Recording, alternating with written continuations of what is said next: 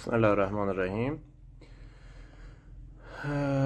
مسئله که هستش، حالا ما میریم سراغ تحلیل آود NZD و آود USD و NZD USD. روند تو تایم فریم 15 دقیقه و 1 ساعت صعودی هستش. هفتگی نزولی هستیم و الان تو اصلاح هستیم. اصلاح در یک روند نزولی. ببینید دوستان، اینجا و این دوتا خطی که من مشخص کردم، یکی از یکی از این مارکت ها باید نقدینگی این زیر رو مصرف کنه. حالا ببینیم کدوم یکی مصرف میکنه و سپس بعد از اون تصمیم میگیریم که رو کدوم یکی از مارکت ها ورود کنیم و بای بگیریم. فعلا صبر میکنیم. لندن هم حدودا 1 ساعت و نیم دیگه شروع میشه. باید ببینیم مارکت به چه شکل میخواد رفتار کنه. اما مسئله که هست، من چند تا نکته رو بهتون بگم. روند در مجموع تو اصلاح، تو تایم فریم پایین هستیم، تو تایم فریم پایین صعودی هستیم و نشانه ای از برگشت روند فعلا نداریم. و تو تایم فریم پایین تر فعلا تو حالت بای میمونیم. حالا ببینیم کدوم یکی از مارکت ها به ما بای میده.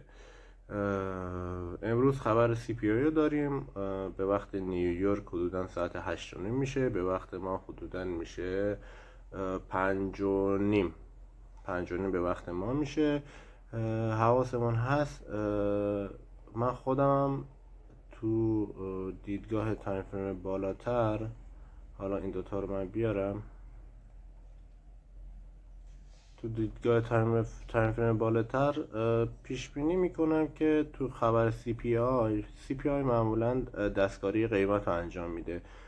یکی از این دوتا مارک ها حالا احتمال تر روی آودی USD هستش. احتمالا روی این مارکت ما نقدینگی این پشت رو مصرف کنیم و سپس به فکر نزول مارکت بیفتیم. گفتم این موضوع باهاتون به اشتراک بذارم. حالا رو جفت ارزهای دیگه یه مقدار مبهمتر قضیه، ولی رو جفت ارز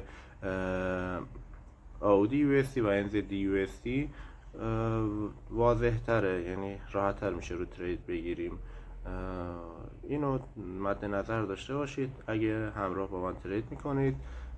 من خودم احتمالاً تو تایم فریم پایین بای باشم و شاید هم رو خبر CPI بای باشم و بعد از اون فکر سل باشم، چون در هر صورت مارکت ببینید اینجا اومده این نقدینگی رو مصرف کرده. این SSL که من گذاشتم، سلسله لیکویدیتی ها رو مصرف کرده.